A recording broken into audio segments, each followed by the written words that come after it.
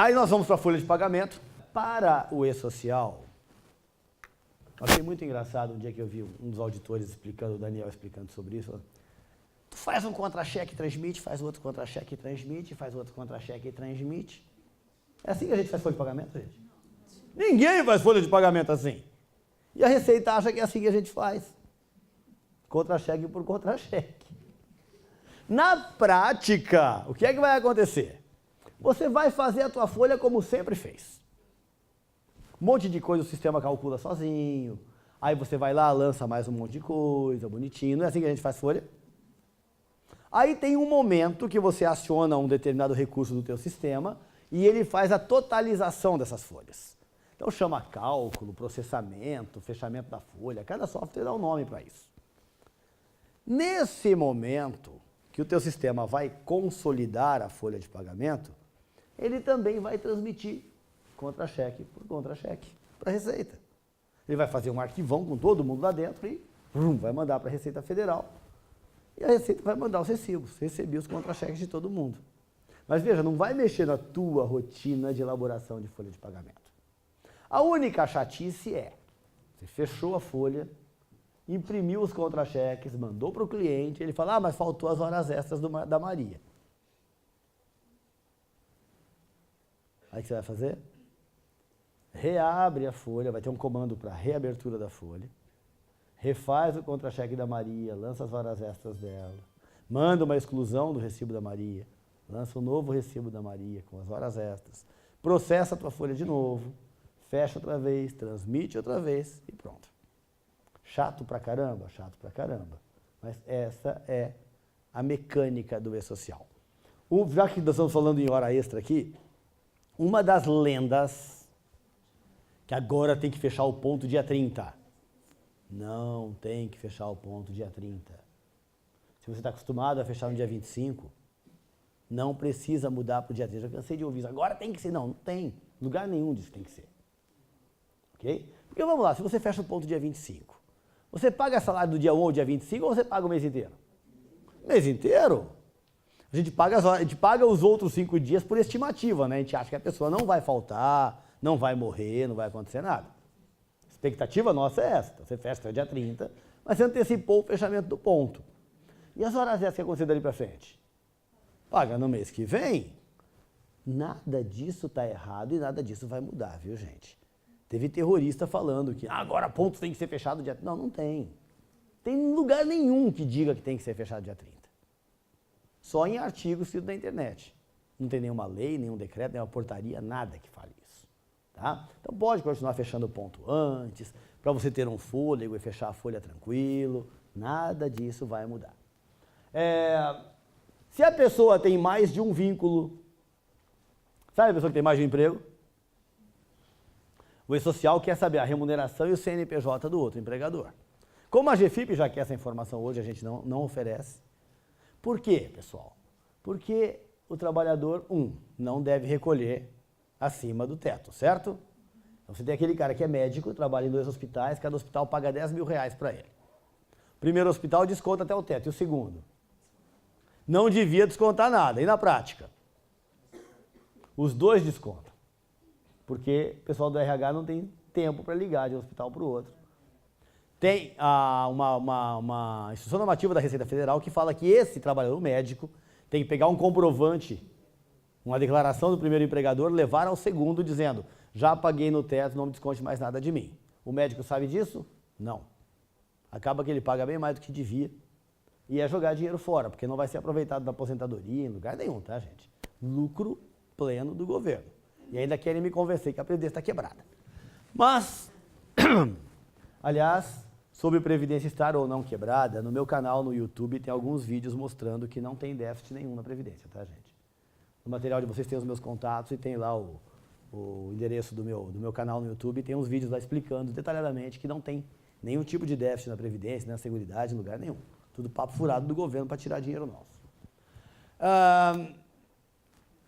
Ainda que a pessoa não tenha salário no teto. O cara tem um emprego, recebe R$1.000. Quanto que ele paga de INSS?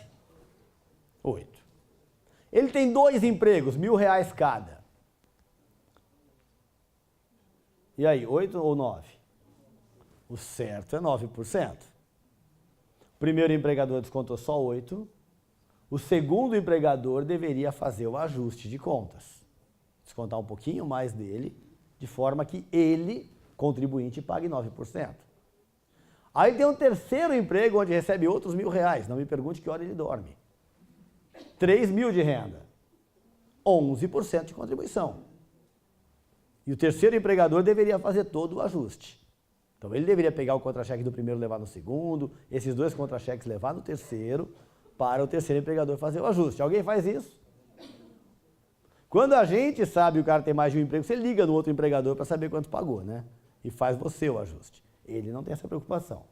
Provavelmente o E-Social vai cruzar esses dados e vai notificar ou o trabalhador ou os seus empregadores de que está tendo contribuição a menor. E nesse meu exemplo aqui dos R$1.000, todo mundo desconta 8% dele. E esse cara tinha que estar pagando 11%, porque a renda dele é R$3.000.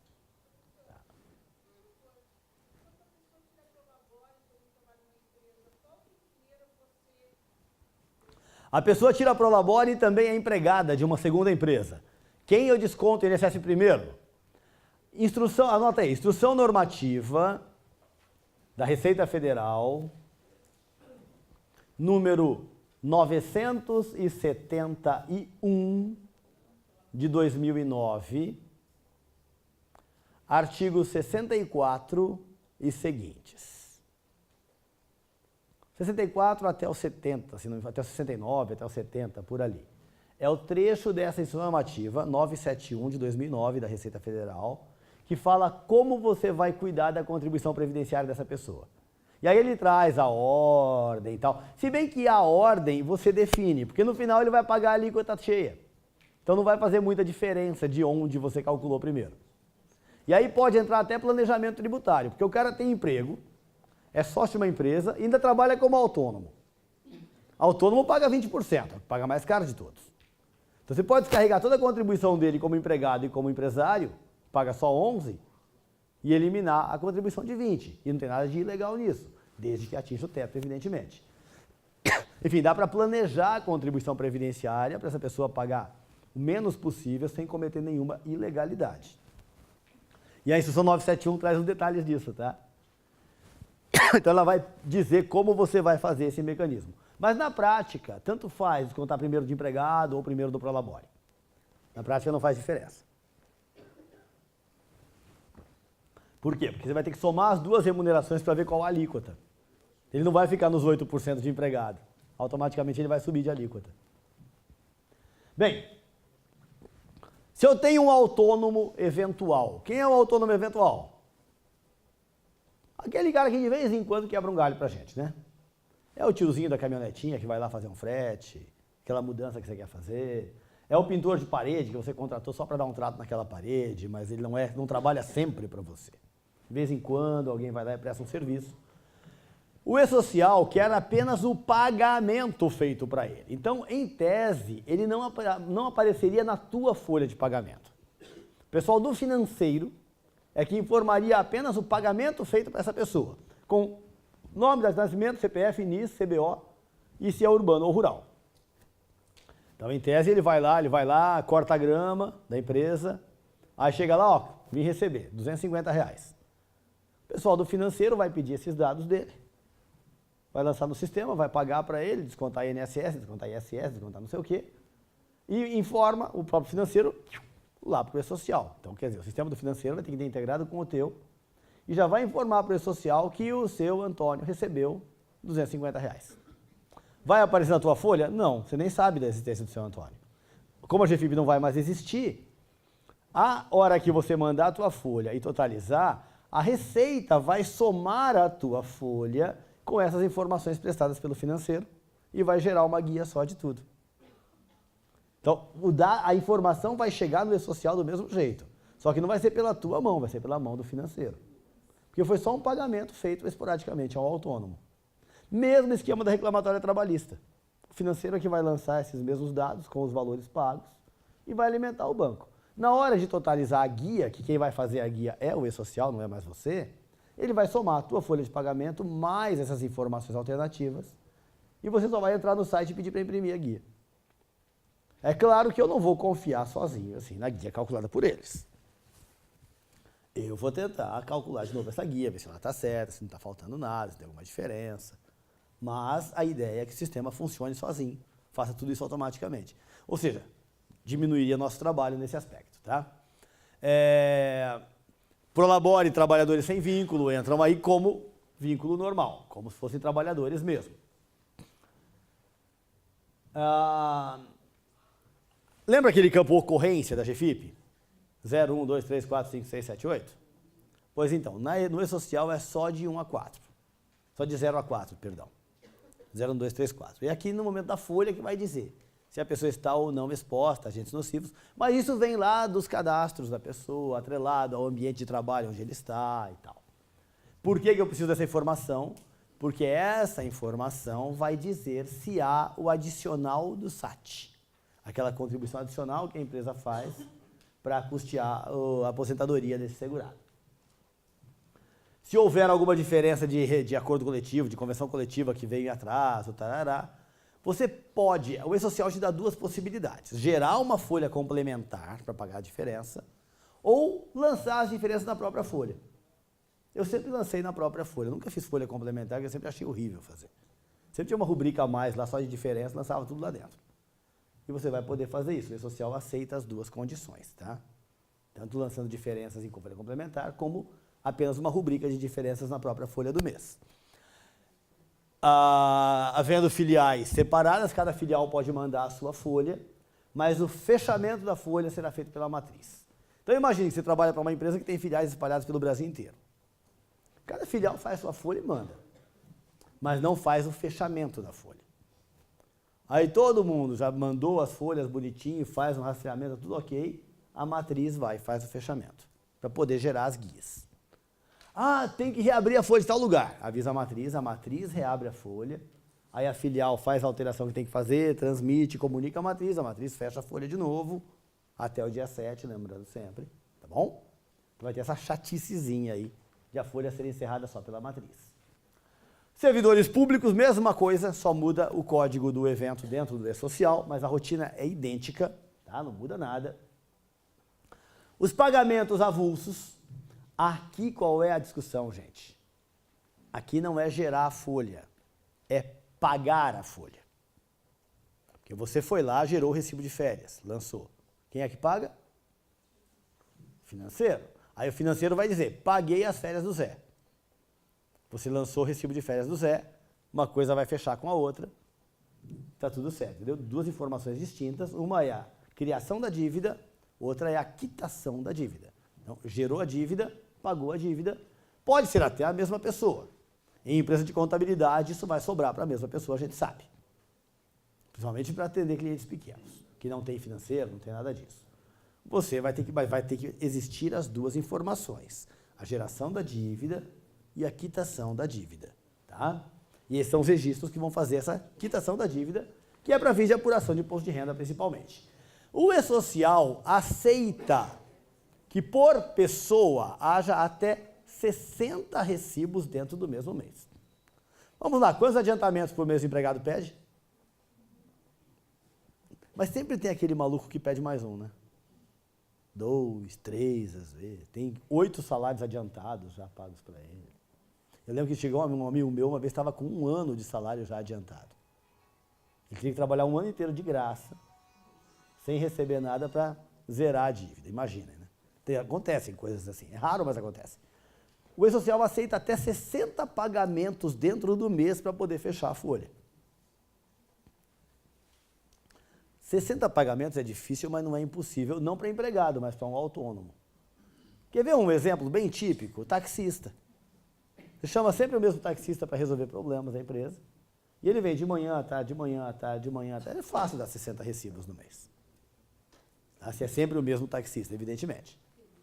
Então o E-Social vai aceitar até 60 pagamentos dentro do mês, vai totalizar os 60 para poder gerar a parte tributária.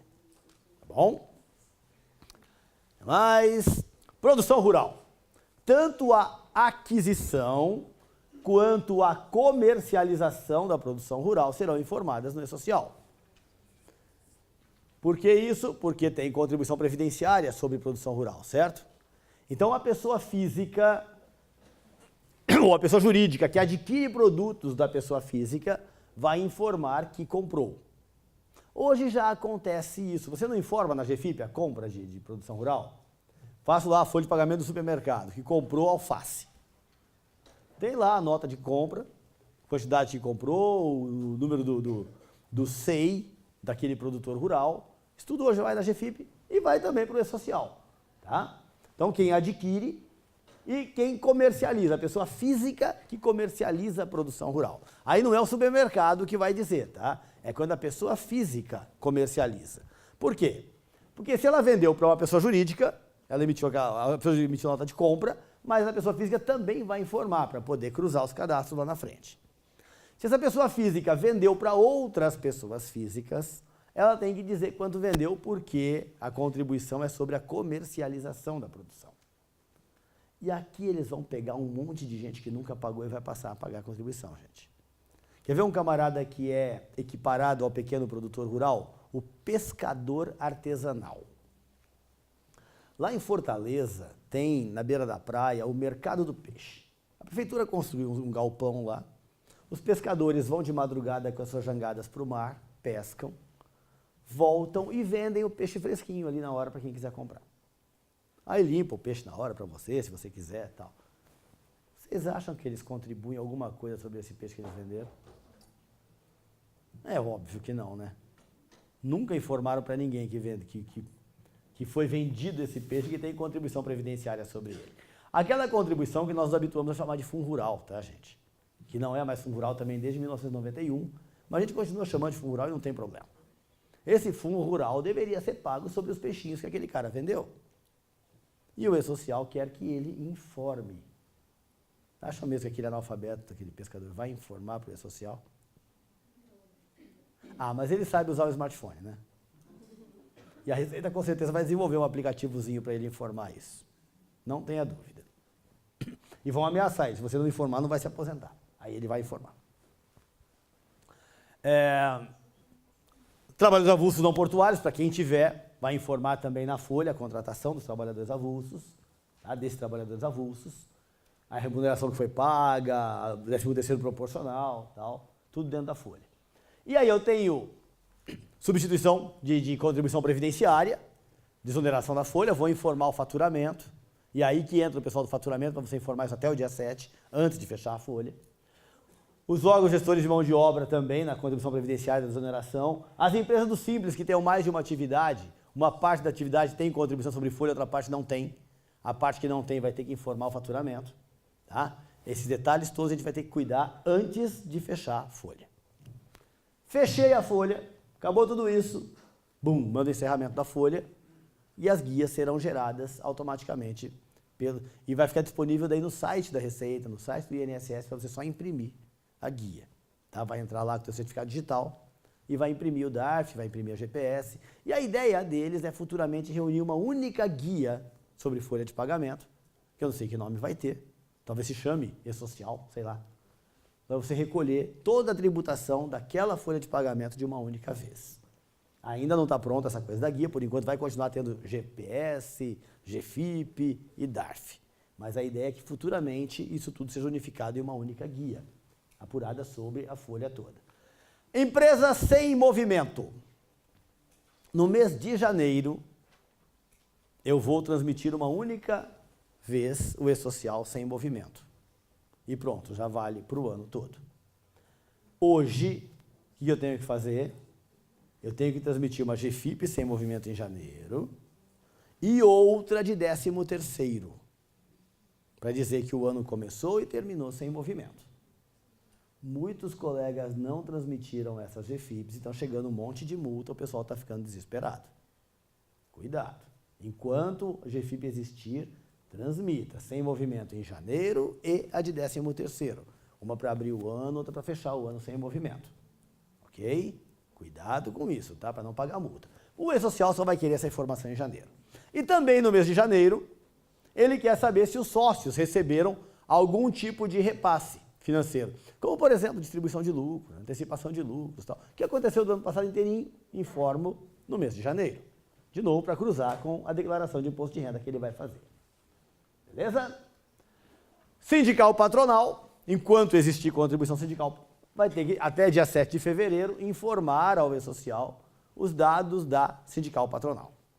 Bom? E de empregado, não vai precisar informar, Emerson? Você vai ter informado. Por quê? Na folha de pagamento já gerou desconto, não gerou? No cadastro de empregados, qual é o sindicato dele? Então já está informado. Não preciso fazer uma outra informação. Agora, da empresa não tinha essas informações. Então, em janeiro, você vai informar os detalhes de contribuição sindical patronal. Lembrando que tem uma discussão, né? Que empresário que não tem empregado, sindicato, partido político, entidades civis lucrativas, microempresas e empresas do Simples, entende-se que não há contribuição sindical.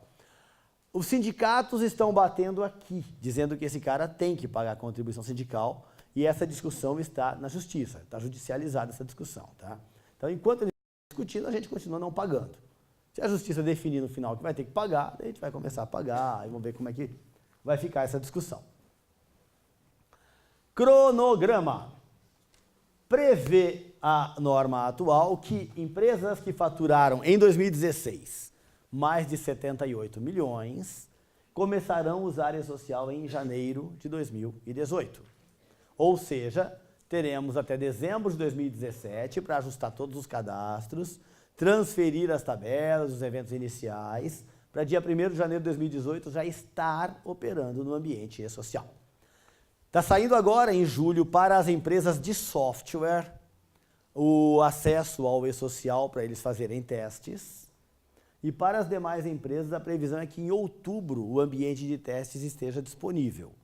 Significa o seguinte, em outubro, se realmente eles cumprirem a promessa, você já vai poder começar a usar o E-Social sem valer.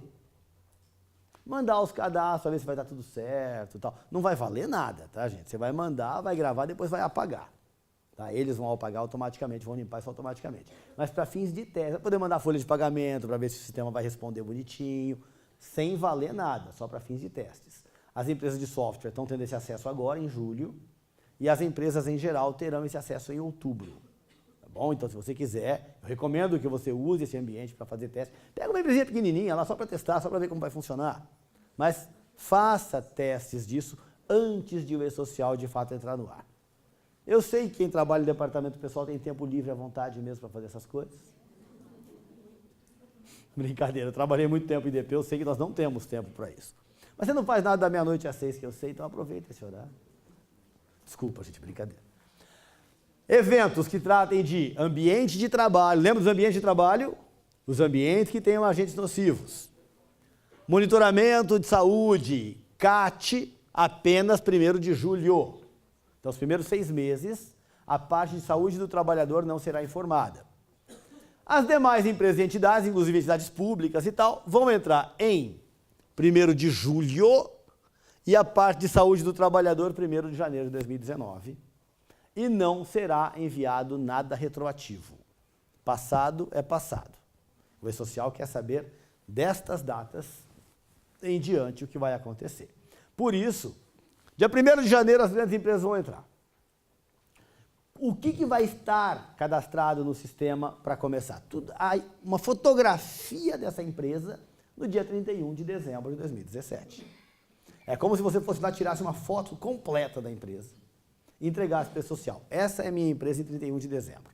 Essas pessoas estão cadastradas, essas pessoas estão afastadas, essas pessoas são empregadas, esse aqui são os sócios, esse aqui é o autônomo que presta serviço continuamente para mim, que tem vínculo. Por exemplo, o contador que é autônomo, mas tem um contrato com a empresa, ele é um autônomo vinculado.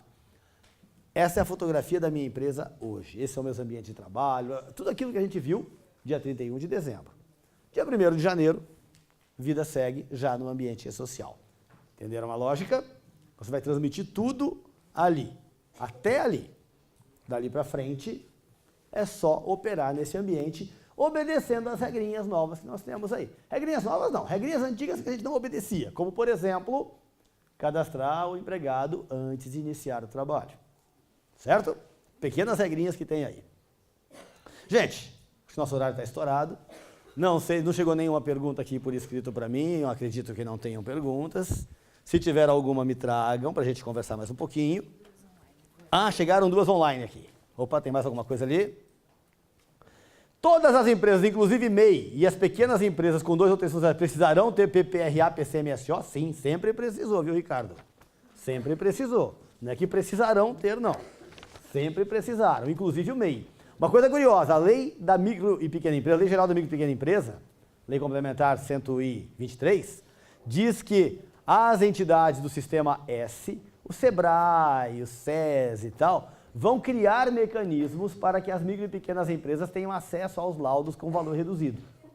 Ou seja, ela já está dizendo, ó, nem a micro e pequena está dispensada. Tem que ter PPRA, tem que ter tudo. O SEBRAE e o SESI vão dar um jeito disso ficar mais barato para a micro e pequena empresa. Mas ninguém está dispensado, ok? Inclusive, evidentemente, o MEI, que foi criado pela Lei Complementar 128. Obrigado. Mas... Emerson Mongia, gostaria de esclarecimento sobre reclamatórias trabalhistas. Em qual registro serão informados os pagamentos relativos a liquidações reclamatórias, se será vinculado ao cadastro e quais as rubricas? Magali, na verdade vai ser informado apenas o pagamento. Você não vai lançar na tua folha. Vai lançar só no financeiro o pagamento da reclamatória, em nome de quem é. E aí, no financeiro, vai ter as rubricas de folha que foram usadas para quitar a reclamatória. Horas extras, salário, FGTS, não sei o quê. Tá? Mas não vai ser dentro da folha de pagamento, vai ser fora. Vai ser mais para fins de registro e de tributação, não para fins trabalhistas. Ponto eletrônico vai ser enviado para o e-social? Não. Hoje o teu sistema de folha importa o teu ponto eletrônico? Se importa, vai continuar importando. O e-social vai saber quantas horas extras teve de cada tipo, quantas faltas a pessoa teve, quantos atrasos. Mas que dia a pessoa foi trabalhar, que dia não foi, não há previsão disso no e-social, não tem espaço para isso no cadastro do e-social, tá? Referente a atestados, quanto a CID, gente, CID é um problema. Por quê? O regulamento médico fala que se o paciente quiser, o médico não informará a CID. Aqui é para a proteção do paciente, não é o médico que define isso, é o paciente. Então vai falar, eu não sou obrigado a colocar CID. É sim, senhor. Se o teu paciente falar, não quero que coloque, tudo bem, aí você não coloca. E aí eu sempre faço uma brincadeirinha. Imagina que um trabalhador falta ao trabalho porque... A gente usa uma expressão errada e fala que a pessoa adquiriu doença, né? Mas esse cara adquiriu mesmo. Adquiriu uma doença venérea. Aí o cara vai lá, pega um atestado aquele dia, o atestado vem com a CID. Esse atestado cai na mão do office boy. O boy corre na internet e descobre o afastamento do cara foi por uma doença venérea. Imaginem qual vai ser o apelido desse cara no dia seguinte na empresa, né? Para proteger a pessoa pode dizer ao médico, eu não quero que minha doença seja identificada. Mas é para proteger a pessoa, não é uma decisão do médico. Isso está no regulamento médico, tá, gente? Para fins de acidente do trabalho, o e-social quer a CID. Até para saber se de fato aquela doença é do trabalho ou não. Então você vai dizer para o trabalhador, se vier sem CID, lá, cara, eu preciso da CID, senão o INSS não vai reconhecer teu atestado. Eu aposto que em meia hora vai aparecer a CID. Porque todo mundo quer se encostar no INSS em algum momento. Ninguém quer perder essa chance, né? Como fazer para exigir que a rede social vai pedir a contagem e tal? Exatamente. Inclusive para saber se está dentro de 60 dias, se é a mesma enfermidade. Então, diga isso para o empregado. Olha, senão o INSS não vai reconhecer teu atestado. Apareça com a CID aqui. Você vai ver que a CID vai aparecer em 2 minutos. Deixa eu ver se chegou mais alguma. Tem mais uma aqui. Tadadã.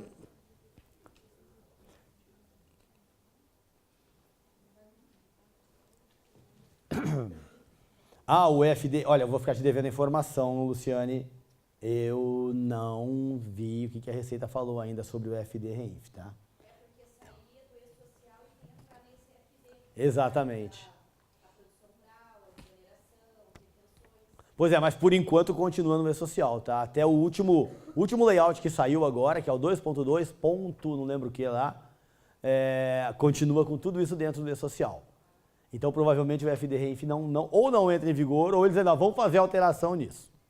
Bom, mas por enquanto, continua no E-Social. Zerou, pessoal? Gente, brigadíssimo pela atenção que vocês me deram, por terem aguentado até agora, por atrasar o horário de almoço. Meus contatos estão aí, fiquem à vontade para entrar em contato. Sou viciado em redes sociais. Tem gente que me chama em inbox para tirar dúvida. Eu só peço para não fazer isso no sábado à noite. 11h30, às vezes 11h30 da noite, eu recebo umas dúvidas. E, professor, como é que faz isso? 11h30 da noite não, né? Mas durante o horário comercial, estejam à vontade, tá, gente? Brigadíssimo, bom resto de dia para todo mundo. E para vocês que me aguentaram até agora.